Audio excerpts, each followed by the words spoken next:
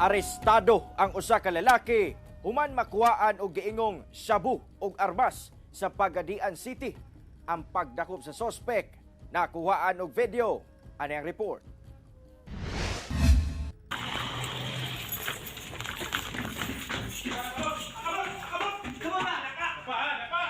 Sa hiniusang puwersa sa Regional Drug Enforcement Unit ug Regional Intelligence Unit sa Zamboanga del Sur Police, dakpan kining drug suspect atol sa bypass operation sa usa ka inn sa Purok Mangga, Barangay Tuburan sa Pagadian City bandang alas 6 sa gabi niadtong Sabado.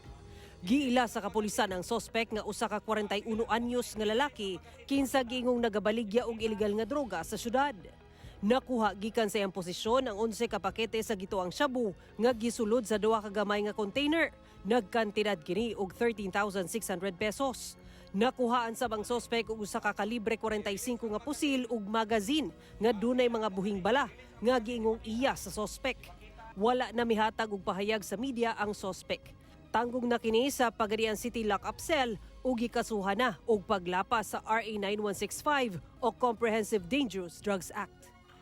Ako si Sara Hilomen Velasco para sa One Mindanao.